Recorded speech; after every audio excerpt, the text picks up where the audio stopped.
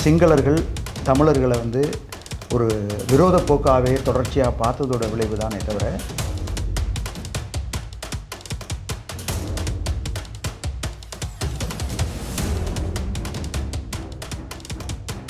ஒட்டுமொத்த தமிழ் நிலத்திலும் இருக்கக்கூடிய தமிழர்கள், அதாவது கட்சி பேதங்களின்றி எல்லாரும் இதில் கலந்துக்கலாம் வாங்கன்னு கூப்பிடுறதுக்கான ஒரு பேரறிவிப்பாக தான் இன்றைக்கி இந்த பத்திரிகையாளர் சந்திப்பு இருந்தது.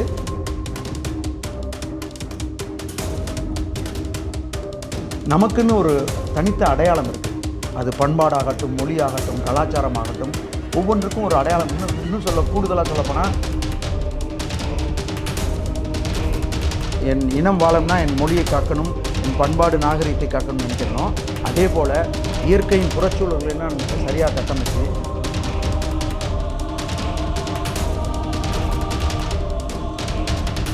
வரவு செலவுகள் எல்லாமே வெளிப்படையாக இருக்கணும். இதெல்லாம் இருந்தால் தான் நீங்கள் உண்மையின் நேர்மையான ஒரு அரசு இயந்திரத்தை இயக்க முடியும்.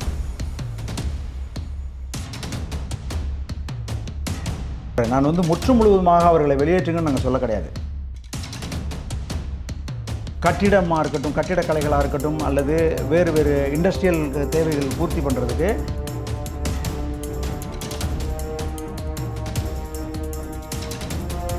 ஏற்கனவே மடைமாற்றம் செய்யப்பட்டு குழப்ப நிலையில் இருக்கக்கூடிய சமகால இளம் தலைவர் என்ன நினைக்கிறாங்கன்னா, எனக்கு கடவுள் அதுவோ, என்னோட இறை அதுவோ.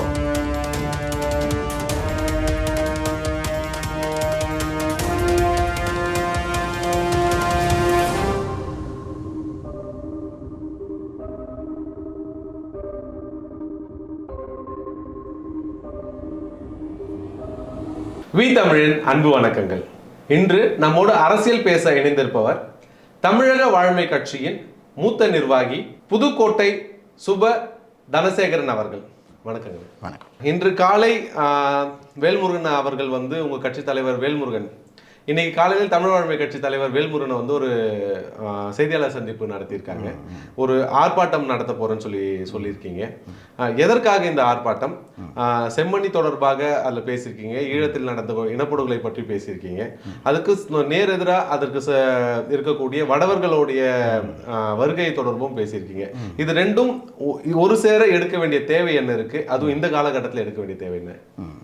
தமிழீழ விடுதலைக்காக மரியாதைக்குரிய அண்ணன் திரு வேல்முருகன் அவருடைய குடும்பம் எந்த அளவுக்கு ஆரம்ப காலகட்டத்திலிருந்து ஒரு ஈடுபாட்டோடு அதற்காக பயணித்தாங்களோ, அதே போல் என் துவக்க காலம் பள்ளி பருவத்திலேருந்து நானும் அந்த மாதிரியான ஒரு தமிழீழ விடுதலைக்காக களத்தில் நின்ற ஒரு ஆளுங்கிற அடிப்படையில் இன்றைக்கி நம்ம இங்கே உட்காந்துருக்கிற இந்த நாள் பார்த்திங்கன்னா, செஞ்சோலை அப்படின்னு சொல்லக்கூடிய ஒரு காப்பகம் தமிழீழத்தில் முல்லைத்தீவு மாவட்டத்தில் வள்ளிபுணம்ங்கிற இடத்துல தலைவர் அவர்களின் அறிவுறுத்தலின் பேரில் உருவாக்கப்பட்ட சில காப்பகங்கள் அதுவும் ஒன்று. அந்த இடத்துல அப்பட்டமான முறையில் இதே நாளில் நடந்த படுகொலை, கிட்டத்தட்ட 61 மாணவிகள் உள்ளிட்ட அங்கே இருக்கக்கூடிய காப்பக சேவையாளர்கள் படுகொலை செய்யப்பட்ட நாள் இன்னைக்கு. 19ஆம் ஆண்டுன்னு சொல்லலாம், 2006 நடந்தது. அப்படி தொடர்ச்சியாக பார்த்தீங்கன்னா கிட்டத்தட்ட அரை நூற்றாண்டுகளுக்கு மேலாக இந்த தமிழீழ விடுதலை அப்படிங்கிறது இனப்பகையோட ஆறாத பெரும் நெருப்பாக பற்றி எரிந்த இந்த ஈழ நிலத்தில் சிங்களர்கள் தமிழர்களை ஒரு விரோத போக்காகவே தொடர்ச்சியாக பார்த்ததோட விளைவு தானே தவிர, இத்தனை ஆண்டுகால வரலாறில் ஒரு இடத்துல கூட தமிழர்கள் அவர்களுக்கு எதிராக வன்முறையில் ஈடுபட்டார்கள் அல்லது போர் புரிந்தார்கள் எந்த ஒரு இதுவுமே கிடையாது. இப்படி அடிப்படையில் பார்த்தீங்கன்னா, தொடர்ச்சியாக 36 ஆண்டுகளுக்கு மேலாக நடந்த அந்த தமிழீழ விடுதலைங்கிற அந்த ஒரு ஆயுத போராட்டத்திற்கு முன்னால் இது ஒரு அகிம்சை வழியில் தங்களுக்கான அடிப்படை வாழும் உரிமைகளை மீட்டெடுக்கிறதுக்காக போராடிய தலைவர்களால் கொண்டு சேர்க்க முடியாத ஒரு தருணத்தில் தான் தலைவர் இப்படியான ஒரு ஆயுத போராட்டத்தை முன்னெடுக்க வேண்டிய சூழல் வந்துச்சு. அந்த வரலாறுகள் நம்ம படிச்சிருப்போம். இப்போ சமீபத்தில் இந்த செம்மணிங்கிறது எப்படி மிகப்பெரிய பேசு பொருளாக மாறிச்சு அப்படின்னா, அதே சித்துபாத்திங்கிற இடத்துல நடைமுறையில் இருக்கக்கூடிய அந்த சிங்கள அரசாங்கம் புதைக்குழிகள் அருகாமையில் இருக்கக்கூடிய அந்த இடத்தை புனரமைப்பு செய்கிறதுக்காக அந்த இடங்களை தோண்டும் பொழுது அங்கே விபத்தாக சில மனித எச்சங்கள் தோண்டப்படுது. அதன் தொடர்ச்சியாக தான் ஒன்றன் பின் ஒன்றாக அந்த கதைகள் இப்போ வெளியில் வந்திருக்கு. கிட்டத்தட்ட பார்த்தீங்கன்னா 100க்கும் மேற்பட்ட முழு மனித உடல் எச்சங்கள் அதில் வந்திருக்கு. கூட்டுத்தொகைகளாக நிறையா வந்திருக்கு. இதில் கொடுமையான நிகழ்வு என்ன அப்படின்னா, அதில் அந்த அகழாய்வில் தாய் ஒரு சேய்க்கு பாலூட்டும் நிலையில் இருக்கக்கூடிய மாதிரியான உடலங்களும் அது தொடர்பான பொருட்களும் வந்திருக்கு. ஏற்கனவே வலிந்து காணாமலாக்கப்பட்டு கிட்டத்தட்ட பார்த்தீங்கன்னா இப்போ ஒரு போர் முடிஞ்சு 14-15 வருஷமாக, அதுக்கு முன்னாலேயும் போர் நடந்துக்கிட்டு 2005-2006 காலகட்டத்திலிருந்தே காணாமலாக்கப்பட்ட மக்களோட கதி என்னன்னு தெரியாமல் அந்த மக்கள் தவிச்சுக்கிட்டு இருக்கும் பொழுது இப்படியான ஒரு சூழல் வந்ததை பார்த்ததுக்கு பிறகு அவங்களுக்கு அப்படியே அந்த சந்தேகம் அச்சம் என்னென்ன அவங்களா இருக்கக்கூடாதா அப்படிங்கிற மாதிரியான ஒரு துயரம் நடந்துருச்சு. ஏற்கனவே போர்ச்சூழலில் அருகிலிருந்து எந்த ஒரு உதவியும் செய்ய முடியாத கையிற நிலையில் இருந்த நாம் தொடர்ச்சியாக இப்படியே இருந்தோம் அப்படின்னா நாளைக்கு அதே நிலை இந்த நிலத்திலும் வந்துருங்கிறதுல வந்து மாற்று கருத்தே இல்லை. இப்போ இதற்காக இங்கே எத்தனையோ தமிழ் அமைப்புகள் வந்து போராட்டங்கள் அறிவிச்சும் ஆர்ப்பாட்டங்கள் அறிவித்தாலும் உணர்வுபூர்வமாக ஆக்கப்பூர்வமாக ஆத்மார்த்தமாக களத்தில் நிற்கிறது அப்படின்னு பார்த்தீங்கன்னா தமிழக வாழ்வுரிமை கட்சியும் அண்ணன் மரியாதைக்குரிய திரு வேல்முருகன் அவர்கள் தான் இருக்கிறாங்க. அப்போ இதை வந்து நம்ம எல்லோரும் போலையும் ஒரு அறிக்கையாக விட்டுறக்கூடாது. இதை ஆக்கப்பூர்வமாக நம்ம வந்து சர்வதேச அழுத்தத்தை கொடுக்கணும் அப்படின்னா இதற்கு தமிழக அரசின் ஒத்துழைப்பு வேணும். கூடுதலாக தமிழக அரசை தாண்டி மத்தியில் ஆளுகின்ற பாஜக அரசும் இதற்கு வந்து ஒரு அதிகாரப்பூர்வமாக ஒரு தீர்மானத்தை நிறைவேற்றி ஐநா உள்ளிட்ட சர்வதேச மன்றங்களுக்கு அழுத்தத்தை தரணுங்கிற அடிப்படையில் இதுக்கான ஒரு கவன ஈர்ப்பாக ஒரு ஆர்ப்பாட்டத்தை செய்யணுங்கிறதுக்காக அந்த ஆர்ப்பாட்டத்தை நாம் வெறுமனே எடுத்து விடக்கூடாது. ஒட்டுமொத்த தமிழ் நிலத்திலும் இருக்கக்கூடிய தமிழர்கள், அதாவது கட்சி பேதங்களின்றி எல்லாரும் இதில் கலந்துக்கலாம் வாங்கன்னு கூப்பிடுறதுக்கான ஒரு பேரறிவிப்பாக தான் இன்றைக்கி இந்த பத்திரிகையாளர் சந்திப்பு இருந்தது. அதில் கூடுதலாக நாம் வந்து தொடர்ச்சியாக இந்த தமிழ்நாட்டிலே நம்மளுடைய வாழும் உரிமையும் வாழ்வாதாரமும் பொருளாதாரமும் மறுக்கப்பட்டு அழிக்கப்பட்டு வரக்கூடிய சூழலுக்கு வடவர்களின் ஆதிக்கம்னு சொல்லக்கூடிய வட மாநில தொழிலாளர்கள் இங்கே வந்து கொஞ்சம் கொஞ்சமாக இங்கே வேலை தேடி வந்தவங்களால் அவங்க வேலை மட்டும் செஞ்சுட்டு இருந்திருந்தாங்கன்னா பிரச்சனைகள் இல்லை. இன்றைக்கி எங்கே வந்துட்டாங்க அப்படின்னா அரசு துறைகளிலும் ஆதிக்கம் செலுத்தும் அளவுக்கு இந்த பாஜக அரசு அவர்களுக்கான வாய்ப்புகளை கொடுத்து சொந்த நிலத்தில் நாம் நமது உரிமைகளை மறுக்கப்பட்டிருக்கிறோம். கிட்டத்தட்ட பார்த்தீங்கன்னா அந்தந்த மாநிலங்களுக்கான உரிமைகள்னு பார்த்தீங்கன்னா 90லேருந்து 95 விழுக்காட்டு அரசு வேலைவாய்ப்புகள்ங்கிறது அந்த மண்ணின் பூர்வகுடிகளுக்கும் தமிழர்களுக்கும் இருக்கணுங்கிறது அரசியலமைப்பு சட்டத்தில் இருந்தும் இவங்க மீறி அதை தராமல் மறுத்ததோட விளைவு இவங்க கொஞ்சம் கொஞ்சமாக வந்துட்டாங்க.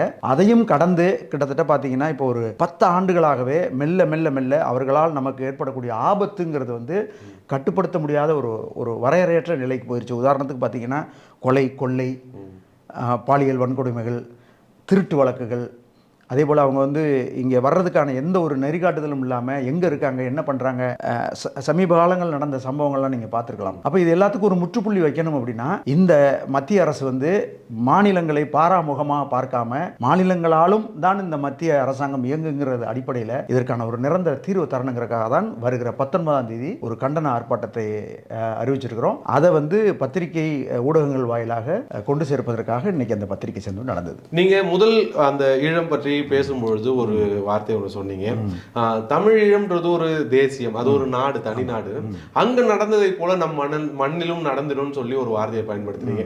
அப்படி வந்து நடக்க வாய்ப்பு இருக்கா? அப்படி மக்களை வந்து நம்ம வந்து அச்சமூட்ட வேண்டிய தேவை இருக்கா? அதாவது நீங்க இது வந்து அச்சமா பார்க்கக்கூடாது. உங்களுக்கான ஒவ்வொருத்தருக்கும் ஒரு வரலாற்று கடமை. நம்ம வந்து பைந்தமிழர்னு சொல்லக்கூடிய ஒரு தொல்குடி சமூகமா பிறந்து வளர்ந்து கடந்த கால வரலாறுகளை நாம் மீளாக்கம் செய்ய தவறிய பிள்ளைகளாக இன்றைக்கி சமகாலத்தில் இருக்கிறோம். உதாரணத்துக்கு பார்த்தீங்கன்னா நமக்குன்னு ஒரு தனித்த அடையாளம் இருக்குது. அது பண்பாடாகட்டும், மொழியாகட்டும், கலாச்சாரமாகட்டும், ஒவ்வொன்றுக்கும் ஒரு அடையாளம்.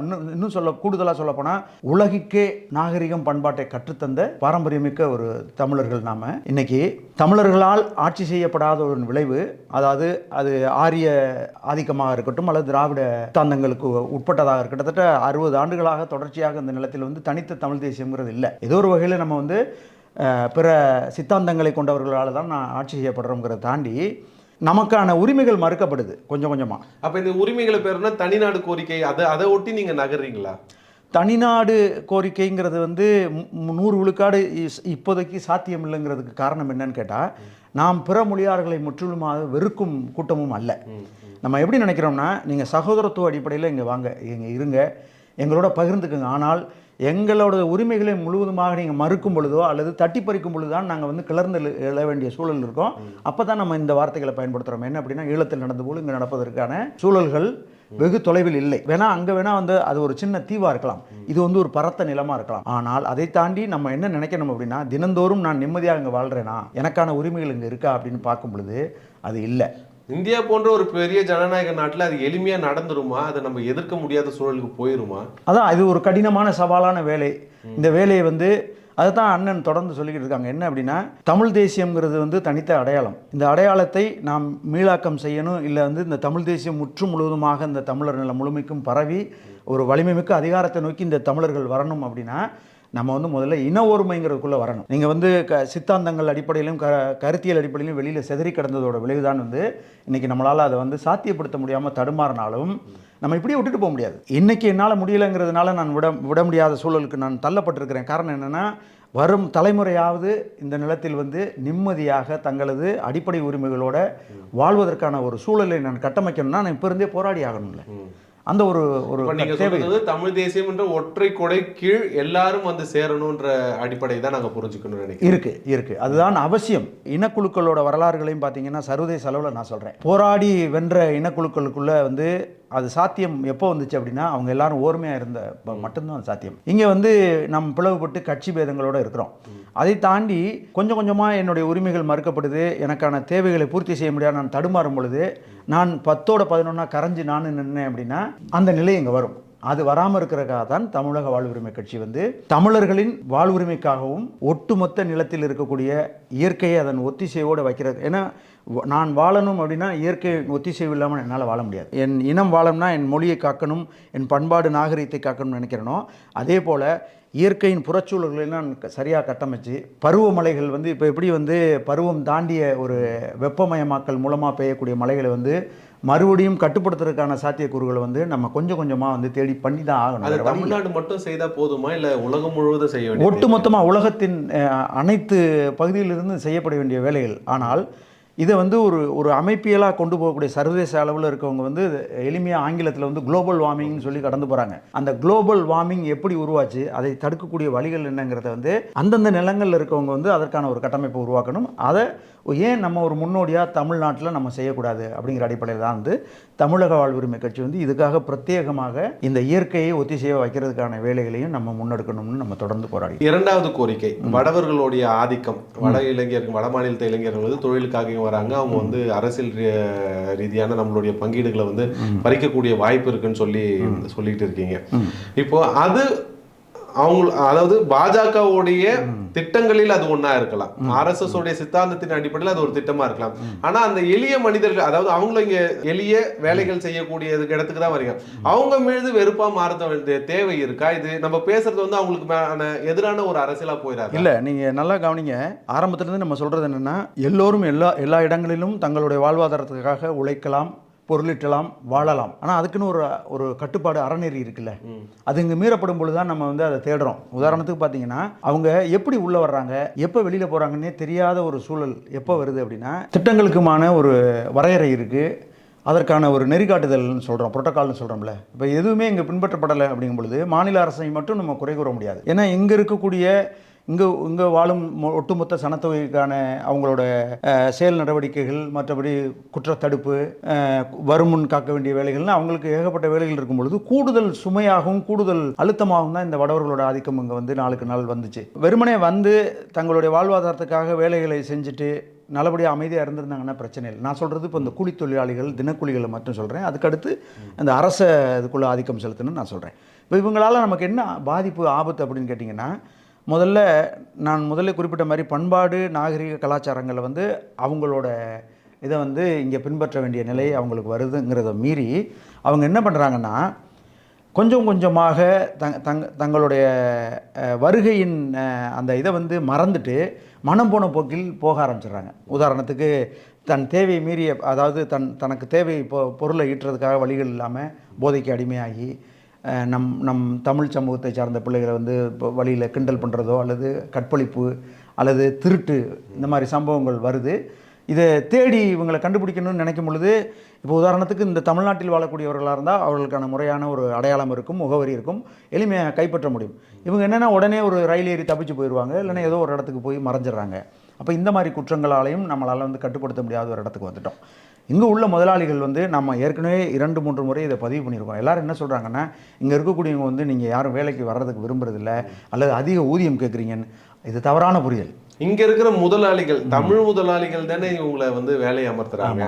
இப்ப அரசு வந்து, தமிழ்நாடு அரசு வந்து இங்க வட இந்தியர்களுடைய எல்லா பதிவையும் அருகாமையில் இருக்கக்கூடிய காவல் நிலையத்துல கொடுக்கணும்னு சொல்லி பதிவுகள் இருந்தாலும் கூட இங்க இருக்க முதலாளிகள் அதை கேட்பதில்லை. அவங்களுடைய லாப நோக்கத்தோட தானே அவங்கள வைக்கக்கூடிய சூழல் இருக்கு. அப்போ மீண்டும் வந்து இங்க நம்ம தமிழர்கள் பற்றிய பக்கமா நம்ம கை நீடலையா?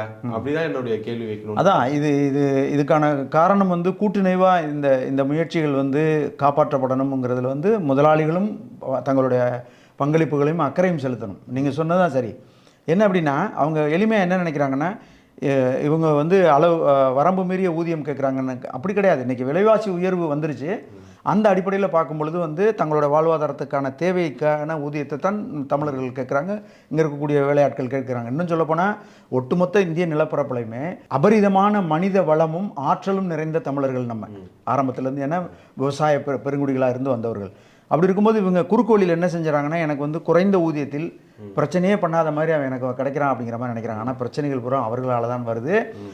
நீங்கள் ஒரு ஏதோ ஒரு ஓரத்தில் அல்லது சொற்ப விழுக்காட்டில் நீங்கள் இதை சொல்லலாம். என்ன சொல்கிறாங்க அப்படின்னா, மதுவுக்கு அடிமையாயிட்டாங்க, போதைகளுக்கு அடிமையாயிட்டாங்க, சோம்பி திரிஞ்சு வேலைகளுக்கு வர்றதில்லை அப்படிங்கிறாங்க. நம்ம அதையும் மறுக்கலை, இல்லைன்னு சொல்லக்கூடாது. ஆனால் ஒட்டுமொத்த தமிழ்நாட்டிலும் அது இல்லை. இப்போ ஒரு கிராமம் சிற்றூர்னு எடுத்துக்கிட்டிங்கன்னா அதில் வந்து ஒரு 5 விழுக்காட்டு தொழிலாளர்கள் வேணால் அதுக்கு அடிமையாக இருக்கலாம். மீதி 90 விழுக்காட்டுக்கு மேலானவர்கள் தங்களுடைய வேலையை இழந்துட்டு தவிக்கிறப்ப நீங்கள் சொந்த மக்களுக்கு நீங்கள் வேலை வாய்ப்பு கொடுப்பீங்களா, இன்னொருத்தனுக்கு கொடுப்பீங்களா? அது இப்போ ஒரு முதலாளித்துவம்னு வரும்பொழுது லாபம் ஈட்டக்கூடியது தானே அடிப்படையாக இருக்க முடியும். இப்போ மத்திய அரசு கொண்டு வந்த ஜிஎஸ்டியா இருக்கட்டும், பல்வேறு கொள்கைகள் மூலியமா இந்த முதலாளிகள் கோவிட் அப்ப முதலாளிகள் பாதிக்கப்பட்டிருக்காங்க. அப்ப அந்த இழப்பெல்லாம் சரி ஈடு செய்ய அவங்க வந்து இந்த மாதிரியான வேலைகளை செய்ய தானே செய்வாங்க. அது எப்படி தாண்டி வர முடியும்னு நினைக்கிறோம் நம்ம. உங்களுடைய பாதிப்பை மட்டுமே பார்க்கக்கூடாதுல்ல. பாதிப்புங்கிறத தாண்டி இப்படி எடுத்துக்கோ. நீங்கள் சொல்கிற மாதிரி வந்து அவர் இழந்தாங்க ஆரம்பத்தில் வந்து கோவிட் காலத்தில் வந்து ஒட்டுமொத்த கிரைசிஸையும் சரி பண்ண முடியாத எல்லா இடங்கள்லையும் அந்த தவிப்பு இருந்துச்சு. இப்போ கூடுதலாக வந்து இவங்க அளவுக்கு அதிகமான ஜிஎஸ்டிங்கிற பேரில் வந்து இவங்க ஒரு நூதன விதமான ஒரு பறிப்பை ஏற்படுத்தினாலையும் நிறைய முதலாளிகள் பாதிக்கப்பட்டாங்க, இல்லைன்னு சொல்ல. ஆனால் இது எல்லாத்தையும் நீங்கள் திரும்பவும் முறையிடணும்ல. உங்களுக்குன்னு ஒரு சங்கங்கள் இருக்குது, உங்களுக்குன்னு ஒரு அமைப்பு இருக்குது. இது எல்லாத்தையும் சேர்ந்து இந்த பிரச்சனையில் நான் சரி செய்யணும்னா இதில் இந்த மாதிரியான விளைவுகள் வருது. ஒரு சின்ன கேள்வி கேட்டதுக்கே அன்னபூர்ணா அவர்களை மன்னிப்பு கேட்க வச்சாங்க அந்த முதலாளியை. அப்போ அப்படி இருக்க சூழலில் சின்ன முதலாளிகள் என்ன செய்ய? இல்லை, அதுதான் இங்கே வந்து எப்படின்னா, நீங்கள் ஒரு விஷயத்தை சரி கட்டுறதா நினச்சி இன்னொரு மிகப்பெரிய ஆபத்தை உருவாக்குறீங்கல்ல. நீங்கள் தனி மனிதராக, உதாரணத்துக்கு நான் ஒரு நிறுவனம் நடத்துகிறேன், நான் ஒரு 50 பேருக்கு வேலை கொடுக்குறேன். நான் அதை மட்டுமே வந்து குதிரை கட்டின கடிவாளம் மாதிரி அதுக்குள்ளே பார்க்கக்கூடாது. இவர்களால் வெளியில் புறச்சூழல் எப்படி இருக்க போகுது, அல்லது அந்த ஒட்டுமொத்த சமூகத்திற்கு என்ன சீர்கேடுன்னு நான் யோசிக்கணும்ல. அப்போ அவர்கள் தவறினாலும் ஆளுகின்ற அரசாங்கத்துக்கு அந்த கடமை இருக்குது. நம்ம இப்போ இங்கே வரணும். இப்போ தனி முதலாளி வந்து தவறிடுறார், அதற்காக ஒட்டுமொத்தமாக வாக்களித்து ஒரு ஜனநாயக அடிப்படையில் தேர்ந்தெடுக்கப்பட்ட இந்த அரசாங்கத்தை நிர்வகிக்கக்கூடிய ஆட்சியாளர்கள் என்ன செய்யணும் அப்படின்னா, அங்கே ஏதோ ஒரு தப்பு நடக்குது, அந்த தப்பை திருத்துறதுக்கான வழிகள் என்ன, இது நீங்கள் திரும்ப வராமல் இருக்கிறதுக்கான ஒரு வழிகாட்டுதல் என்னன்னு கொண்டு வரணும்ல. எதுவுமே இல்லாமல் நீங்கள் வந்து இதை திறந்த மடை மாதிரி எல்லாத்தையும் பண்ணீங்கன்னா அதுதான் ஒட்டுமொத்தமாக அச்சத்தை உருவாக்குதுங்க. ஒரு சிறிய முதலாளி அவரால் வந்து ஒரு மத்திய அரசை நோக்கியோ மாநில அரசு நோக்கியோ தன் கொள்கையை வந்து சொல்ல முடியல. இன்றைக்கு அன்றாட நான் சம்பாதிக்கக்கூடியது எனக்கு தேவைன்னு நினைச்சு அவர் அந்த வழிகள் செய்தாலும் கூட மாநில அரசு இதுல வந்து சரியான கவனம் எடுக்கலையா, மத்திய அரசுக்கு சரியான அழுத்தம் கொடுக்கலையா, அவர்களுக்கே இதை ஒட்டிய பார்வை வந்து குறைவுன்னு நினைக்கிறீங்களா? அதான் அப்படிதான் நான் பார்க்குறேன் உறுதியாக. ஏன்னா நீங்கள் வெளிப்படையாக நம்மளால் உணர முடியுமே, இதெல்லாம் சரி செய்யப்பட்டு சீர் செய்யப்பட்டிருந்தால் ஏன் இவ்வளோ சிக்கல்கள் வரப்போகுது. அப்போ நீங்கள் பகிரங்கமாக இத்தனை நடைமுறை சிக்கல்களுக்குமான காரணியாகவும் நீங்கள் தான் இருக்கீங்கிறத நீங்கள் ஏற்றுக்கிட்டு தான் ஆகணும். இப்போ இந்த குற்றங்களை தடுக்கணும், குற்றங்களை குறைக்கணும். இன்னும் சொல்ல போனால் நம்ம வந்து ஏற்கனவே சொன்னோம், உள்நுழைவு வரையறை ஒன்று, அதாவது இன்னர் லைன் பெர்மிட்டுங்கிறத ஒன்று சொன்னோம். அது இன்னைக்கு வரைக்கும் நடைமுறைப்படுத்தி அதை 100 விழுக்காடு இவங்க சாத்தியமாக்கலையே. அது இந்தியாவில் சாத்தியம் தானா? செய்ய முடியும், தாராளமாக செய்யலாம். ஏன் முன்னோடி இருக்காங்களா? இருக்குது, செய்யலாம். ஏன் செய்ய முடியாது? இப்போ இதே இது பார்த்தீங்கன்னா மேற்க இருக்கக்கூடிய சில மாநிலங்களில் வந்து பாதுகாப்பு கருதி அவங்க வந்து அந்த சொந்த தொழிலாளர்களே ஒரு மாவட்டத்திலேருந்து அடுத்த மாவட்டத்தில் வர்றவங்களோட தரவுகளை எடுத்துக்கிட்டு தான் வேலைக்கே உள்ளே சேர்க்குறாங்க. குறிப்பாக தமிழ்நாட்டிலேருந்து போகிற சில நண்பர்கள் இந்த பதிவு எனக்கு சொல்லியிருக்காங்க. அவங்க போகும்பொழுது அவங்களோட ஆதாரிலேருந்து மற்ற விவரங்கள் எடுக்கிறாங்க, எவ்வளோ நாளுக்கு ஒருக்கா ஊருக்கு போகிறாங்க அல்லது வேற எங்கேயா போகிறாங்களாங்கிற தரவுகள் எடுக்கிறாங்க. நீங்கள் வந்து அவங்களோட ஒட்டுமொத்த அசைவை நீங்கள் கண்காணிக்க முடியாது, சாத்தியம் இல்லை. ஆனால் குறைஞ்சபட்சம் அவங்களோட யார் எங்கேருந்து வந்திருக்காங்க, அவங்க எங்கே போகிறாங்க கண்காணிக்கிறதுக்கான இன்னும் கூடுதலாக இருக்குது. பயோமெட்ரிக்னு ஒரு சிஸ்டம் வந்துருச்சு. அப்போ தொழிலாளர்களுக்கு நீங்கள் வந்து இது வந்து வெரி ப்ரொஃபஷனல் பீப்புளுக்கு மட்டும்தான் பராமரிக்கணும்னு அவசியம் இல்லையா. ஒவ்வொரு இடங்கள் நீங்கள் கண்காணிக்கலாமே. உங்களோட இந்த ஜிஎஸ்டின்னு சொல்லக்கூடியதுக்குள்ளே கூட நீங்கள் வந்து ஒரு சலுகையாக ஏற்படுத்தி நான் இவ்வளோ செலவு பண்ணி இதெல்லாம் செஞ்சுருக்கேன் நீங்கள் அரசாங்கத்தை கேட்கலாமே. அப்போ இது என்னென்னா, இது எங்கே வந்து இது ஒரு பெரிய ஒரு வெற்றிடத்தையும் அல்லது விரிசலை உருவாக்குதுன்னு கேட்டிங்கன்னா, ஆளுகின்ற அரசாங்கமும் அல்லது தொழிற்சங்கமோ அல்லது தனி பெரும் முதலாளிகளுக்கு இடையில் இருக்கக்கூடிய தொடர்புகள் வந்து ஒன்று இதில் அக்கறை இல்லாமல் இருக்கலாம், அல்லது வேறு ஏதாவது தங்களுடைய சாதகங்களுக்காக அவர்கள் சுயநோக்கத்திற்காக பயன்படுத்திட்டு இதில் கவனம் செலுத்தாமல் அரசும் கூட அந்த பெரும் முதலாளிகளுக்கு உதவக்கூடியதா இருக்கும்னு சொல்லி இருக்கலாம். இல்லை ஒரு வேல்முருகன் அவர்கள் வந்து பேட்டியில் சொல்லும்போது கூட தமிழ்நாடு அரசு விழிப்பிதுங்கி நிற்குது, கையாறு நிலையில இருக்காங்க. நாங்க வந்து வடவர்களை எதிரியா பார்க்கலாம், ஆனால் தமிழ்நாடு அரசு விழிப்பிதுங்கி இருக்குது. இந்த கொலை கொள்ளை இந்த மாதிரியான சமூக சீர்கேடுகளை கட்டுப்படுத்த முடியாம அவங்களை தேடி கொடுக்க முடியாத ஒரு சூழல் இருக்கு. அதை தான் இந்த கேள்வி கேட்குறேன், தமிழ்நாடு அரசு ஏன் இன்னும் இந்த நிலைப்பாடை எடுக்கல? வெளிப்படையாக ஒத்துக்கிட்டு தான் ஆகணும். என்ன அப்படின்னா, அதிகாரத்திற்கு வருவதற்கு முன்னால் நீங்கள் வந்து வாக்குறுதிகளாகவும் அல்லது உறுதிமொழியாகவும் நிறைய கொடுக்குறீங்க.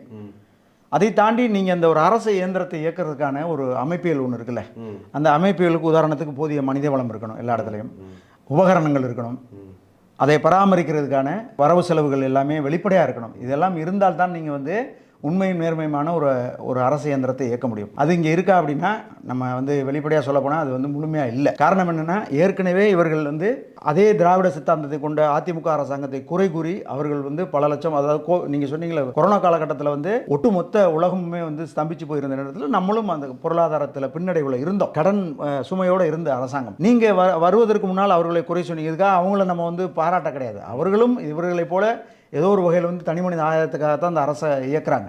இப்போ இவங்க வந்ததுக்கு பிறகு என்ன செஞ்சிருக்கலாம், ஒன்று அந்த கடன் சுமையை குறைச்சிருக்கலாம், அல்லது இந்த கடன் சுமையை ஏறாமல் பார்த்துருக்கலாம்ல. நீங்கள் எங்கே சுற்றி வந்து நின்னீங்கனாலும் பொருளாதாரம் முக்கியமானது தானே. இப்போ ஒரு குறை இருக்குது, உதாரணத்துக்கு காவல்துறை எடுத்துக்கோங்களேன். இன்றைக்கி ஸ்காட்யார்டுக்கு நிகரான காவல்துறை, இன்னும் காலங்காலமாக பெயர் பெற்ற நம்மளுடைய காவல்துறை இன்றைக்கி சில இடங்களில் வந்து சமரசமாகக்கூடிய அளவுக்கு நிற்கிறதுக்கு காரணம் என்னென்னா, பொருளாதாரம் இல்லையே. அவங்களுக்கான மனித வளத்தை நீங்கள் முழுமையாக கொடுக்கல, அவங்களுக்கான கட்டமைப்பையும் சரி பண்ணணும். இப்படித்தான் ஒவ்வொரு துறை ரீதியாகவும் வந்து இது ஒரு பெரிய சிக்கலோடு நிற்கிது. அப்போ என்ன நினைக்கணும் அப்படின்னா, ஆட்சியாளர்கள் நீங்கள் திரும்ப அடுத்த தேர்தலை நோக்கி போகிறதுக்கு பாயிறீங்களே தவிர, இத்தனை ஆண்டு காலம் நீங்கள் இருந்து இதில் என்னென்ன நடைமுறை தோல்விகளை நீங்கள் எதிர்கொண்டீங்க, இதில் எதெல்லாம் நீங்கள் நல்ல விஷயங்களை செஞ்சுருக்கீங்க, அதை நம்ம உளப்பூர்வமாக பாராட்டுறோம், அதில் மறுக்க கிடையாது. ஆனால் எதிலெல்லாம் கவனம் செலுத்தணும்னு நினச்சி செலுத்த முடியாததற்கான காரணங்கள் உங்களுக்கு தான் தெரியும். நீங்கள் சொன்ன இந்த முடிக்கிற இடத்துல இருந்து ஒரு செய்தியை ஒப்பிடணும்னு நினைக்கிறேன். ஒரு ஓராண்டுக்கு முன்னாடி ஒரு செய்தி இருந்தது, அதாவது வட இந்தியர்களை வந்து இங்கே அடித்து கொண்டுட்டாங்கன்னு ஒரு பொய் செய்தி ஒன்று வேகமாக பரவுச்சு. வட இந்தியர்கள் எல்லாரும் வந்து இங்கே தமிழ்நாட்டை விட்டு வெளியே போனாங்க. ஆனால் தமிழ்நாடு அரசு அப்போ ஒரு செய்தி வெளியிட்டது. தமிழ்நாடு அரசு முதலமைச்சர் வந்து ஒரு செய்தி வெளியிட்டாரு, வட இந்தியர்களை நாங்கள் பத்திரமா பாதுகாப்போம், உங்களுக்கு எந்த ஆபத்தும் நடக்காது, எல்லாரும் திரும்பி வாங்க வேலை செய்யும் சொல்லி. அப்போ இங்கே தமிழர்கள் வேலை செய்ய வரலையா? அந்த வெற்றி, அதாவது அது போனதுனால இங்க வந்து ரியல் எஸ்டேட் துறையே முடங்கிட்டு, பொருட்கள் டிரான்ஸ்போர்ட்டேஷன் இது எல்லாமே லாஜிஸ்டிக்ஸ் இதுல எல்லாமே முடங்கிட்டு அப்படின்ற ஒரு சூழல் வந்து நடந்தது. அப்போ இன்னைக்கு வட இந்தியர்கள் இங்க இல்லாட்டி தமிழ்நாடு முடங்கிடுமா? பொதுவான ஒரு நன்மதிப்பு எந்த அளவுக்கு மறு உறுதிப்படுத்தப்பட்டதுங்கிறது அந்த செய்தியில் இருந்துச்சு. அதை அவர் நடைமுறைப்படுத்தினார். பிற மாநிலங்கள் வர்றவங்க வந்து நீங்கள் அச்சப்படாமல் வாங்க, நாங்கள் அதை பார்த்துக்குறோம், இது ஒரு சிக்கல் உருவாயிருச்சுன்னு. ஆனால் அதே நிலையை வந்து அந்தந்த மாநில முதல்வர்கள் தமிழக முதல்வருக்கு ஒரு உத்தரவாதம் கொடுக்கக்கூடாது. ஏன் கொடுக்கக்கூடாது? நினச்சி பாருங்கள், இத்தனை 1000 தொழிலாளர்கள் நாங்கள் அனுப்புகிறோம், அவங்க வந்து இப்படிலாம் இருப்பாங்க, பாதுகாப்பாக இருப்பாங்க. நீங்கள் சொந்தமாக அந்த இடத்துல நீங்கள் அவங்கள வடிகட்டி அனுப்பலாமே, இப்படி செய்யலாம். இப்போ இதை தாண்டி நம்ம இன்னொரு விஷயத்தை நம்ம தொடர்ந்து பேசணுங்க. என்ன அப்படின்னா, என்னுடைய உரிமைகள் எங்கே மறுக்கப்படுது அப்படின்னா, நான் ஆரம்ப கல்வியிலிருந்து என்னால் முடிஞ்ச அளவுக்கு வந்து ஒரு உயரிய கல்விகள் வந்து ஆராய்ச்சி கல்வி வரையும் வச்சுக்கோங்களேன் படிக்கிறேன். எதை நம்பி படிக்கிறேன்? என்னுடைய அரசாங்கம் எனக்கு ஏதோ ஒரு வடிவத்தில் வந்து ஒரு வேலைவாய்ப்பை ஏற்படுத்தி கொடுக்கும். அந்த வேலைவாய்ப்பின் ஊடாக என்னுடைய குடும்பத்தை அல்லாத இந்த சமூகத்திற்கும் இந்த அரசாங்கத்திற்கும் என்னால் முடிஞ்ச நான் பங்களிப்பேன், திருப்பி செலுத்துவேன். இதுதான் வந்து நடைமுறை இல்லையா? இதுதான் இறையாண்மை. அப்போ அது முழுமையாக மறுக்கப்படும் பொழுது நம்ம ஆட்கள் என்ன செய்கிறாங்க? வேறு வழி இல்லாமல் வெளிநாடுகளை நோக்கி போவதற்கோ அல்லது சுயமாக தொழில் செய்யணும்னு நினச்சா அதுக்கான பொருளாதாரம்னு இப்படி பல வகையில் செதறி கிடக்கையில் தான் நம்ம கூர்ந்து கவனிக்கல என்னென்னா தமிழ்நாட்டுக்குள்ள தமிழ்நாட்டு அரசுக்கு சொந்தமான வேலைவாய்ப்புகளில் அவர்களை எப்படி நீங்கள் வந்து உள்ளுக்குள்ளே கொண்டு வந்தீங்க அப்படிங்கிற கேள்வி வருது. மருத்துவ கல்வி வந்து வேறு மாதிரி கண்துடை பண்ணி இன்றைக்கும் ஒரு விடை தெரியாத புதிராக போயிட்டு இருக்கு நீட்டுங்கிற ஒரு அடிப்படையில் நீங்கள் வடிகட்டிட்டீங்க. ஆனால் எதன் அடிப்படையில் வந்து ஒரு முறை இன்னைக்கு கூட அண்ணன் அதை பதிவு பண்ணாங்க காலையில். அது ஒரு முறை வந்து அவங்க தெரிவு செய்யப்படலைன்னா அதுக்கான மறுவாய்ப்பை கொடுக்காம நீங்கள் நேரடியாக அந்த இடத்தை எப்படி நீங்கள் பூர்த்தி பண்ணுறீங்க, வடவர்களை வச்சு பூர்த்தி பண்ணுறீங்க? அப்போ இந்த வேலைவாய்ப்புகள் முழுமையாக மறுக்கப்படுங்கிறது நீங்கள் ஏற்று தானே ஆகணும். அப்போ என்னுடைய வாழ்வாதாரம் போகும் பொழுது நான் எப்படி நிம்மதியாக அங்கே வாழ முடியும்? இன்னைக்கு வட இந்தியர்கள் எல்லாரையும் வெளியேற வச்சுட்டா தமிழ்நாட்டில் எல்லா வேலையும் நேற்று நடந்தது போல நடக்குமா? நான் வந்து முற்று முழுவதுமாக அவர்களை வெளியேற்றுங்கன்னு நாங்கள் சொல்ல கிடையாது. நம்ம அதை வந்து கேட்டகரைஸ் பண்ணுறோம். நல்லா கவனிங்க. தினக்கூலிகளாகவோ அல்லது சில ஸ்கில்ஃபுல்லான வேலைகள் தெரிஞ்ச தொழிலாளிகள் இங்கே வர்றாங்க. அவங்கள உரிய நெறிகாட்டுதலோட இங்கே தங்குறதுக்கான ஒரு வரையறைக்குள்ளே கொண்டுட்டு வாங்க. அவங்களும் இருக்கட்டும். ஏன்னா மனித வளம்ங்கிறது இப்போ உதாரணத்துக்கு பார்த்தீங்கன்னா கட்டிடமாக இருக்கட்டும், கட்டிடக்கலைகளாக இருக்கட்டும், அல்லது வேறு வேறு இண்டஸ்ட்ரியல் தேவைகள் பூர்த்தி பண்ணுறதுக்கு பத்தாத இடங்களில் கூட அவங்க வந்ததாக கூட நம்ம வச்சுக்குவோம். எங்களுக்கு வந்து இங்கே இருக்கிற மேன் பவர் பத்தலை, அதனால கூட நாங்கள் எடுத்துக்கிறோம்னு சொல்லிக்கலாம். ஆனால் அவர்களை நெறிப்படுத்துங்க. அடுத்து அரச வேலைகளில் நீங்கள் முற்றும் முழுவதுமாக எல்லாரையும் மறுங்கன்னு சொல்லக்கூடாது. இப்போ மத்திய அரசோட சில வேலைகளில் வந்து அது அரசியலமைப்பு சட்டத்தில் இருக்குது. அவங்க எந்த மாநிலங்களில் வேணாலும் அவங்க இருக்கலாம்ங்கிற சில இருக்குது. ஆனால் ஒட்டுமொத்தமாக தமிழ்நாட்டில் இருக்கக்கூடிய அரசு வேலைவாய்ப்புகளில் பூரா வந்து நீங்கள் அவர்களை கொண்டு வந்து திணிக்கிறது தான் இங்கே வந்து சிக்கலுங்கிறத நம்ம திரும்ப சொல்கிறோம். அப்போ உங்களுடைய கேள்விக்கான எளிய பதில் என்னென்னா, நாம் முற்றும் முழுவதுமாக அவர்களை வெளியேற்றுங்கள் அல்லது தடுத்து நிறுத்தி வச்சிருங்கன்னு சொல்ல கிடையாது. அதுக்கான ஒரு நெறிகாட்டுதலோட வரையறையோடு அவங்களும் இருக்கட்டும். நம்மளுடைய உரிமைகள் முற்றிலும் மறுக்கப்படாமல் இருக்கும் பொழுது இந்த சர்ச்சைகள் முற்றுப்புள்ளி வைக்கும். அப்போ அவங்க வந்து நீண்ட காலம் இங்கே இருந்திருக்காரு, ஒரு 70 ஆண்டு காலம் 50 ஆண்டு காலம், ஒரு 3 தலைமுறை வரைக்கும் இருந்தாங்கன்னா அவங்க அரசியலில் பங்கேற்கலாமா? தாராளமாக இருக்கலாமே, அதை நம்ம மறுக்கலையே. இப்போ ஏற்கனவே இருக்காங்கல்ல, இதே சென்னைக்குள்ளே எடுத்துக்கோங்க. வட மாநிலங்கள்லேருந்து பிற மொழியாளர்கள் எவ்வளோ பேர் இருக்காங்களே, அவர்களுக்கு எதிரானவர்கள் நம்ம அல்ல. அவங்க வந்து எப்படி நம்மளோட இரண்டரை கலந்துட்டாங்கன்னா வரியாக செலுத்துகிறாங்க, வேலைவாய்ப்பு நேரடியாக மறைமுகமாக எனக்கும் கொடுக்குறாங்க, அவங்களும் எடுத்துக்கிறாங்க. அந்த அடிப்படையில் நம்ம அவங்கள தவிர்க்கல, அவங்களுக்கான அதிகாரம் இருக்குது. அப்போ அவங்க வந்து அரசியல் பங்கேற்பு செய்யலாம், அது வந்து தமிழ் தேசியம் ஏற்றுக்குமா? அது வந்து நம்ம மறுக்கலை, ஒருபோதும் மறுக்க கிடையாது. தமிழ் தேசியம்ங்கிறது நம்ம திரும்பவும் இங்கே சொல்ல வேண்டிய ஒரு கட்டாயம் என்ன அப்படின்னா, இந்த தனித்துவமான இந்த தொன்மை மிகு வரலாறு வந்து மீட்டெடுக்கப்படணுங்கிறதுல நம்ம உறுதியாக இருக்குமே தவிர அவங்களோட பண்பாடு நாகரிகத்தோடு அவங்க வாழட்டும். நீங்கள் ஒருபோதும் எங்களுக்கு குறுக்கீடாக இல்லாமல் நீங்கள் உங்களோட சுய வேலைகளோடு நீங்கள் இருந்துட்டீங்கன்னா பிரச்சனை இல்லை. இப்போ அதையும் நீங்கள் இப்போ கேட்டதுனால நான் சொல்கிறேன். சைவ நெறி, சைவ சித்தாந்தம், சிவனை வழிபடக்கூடிய தமிழர்கள் நம்ம இல்லையா, பெரும்பான்மை சமூகத்தை சொல்கிறேன். இதை தாண்டி மத வேறுபாடுகளில் பார்த்தீங்கன்னா இப்போ இஸ்லாமியர்கள் இருக்காங்க, கிறிஸ்தவர்கள் இருக்காங்க.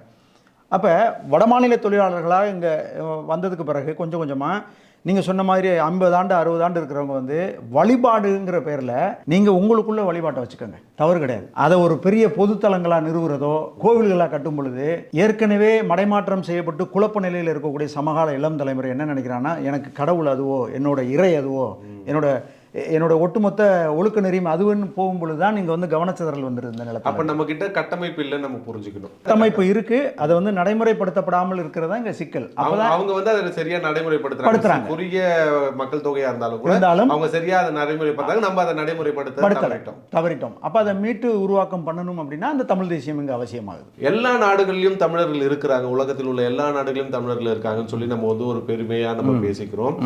இந்திய வம்சாவளி, தமிழர் வம்சாவளி சொல்லி நிறைய பேர்களை சிஇஓவா இருக்கும், சுந்தரி பிச்சையா இருக்கட்டும், அந்த மாதிரி நிறைய வம்சாவளிகளை நம்ம சொல்லிக்கிறோம். அப்படி அவர்கள் எல்லாருமே கூட தமிழகத்திலிருந்து போனவர்கள் தானே.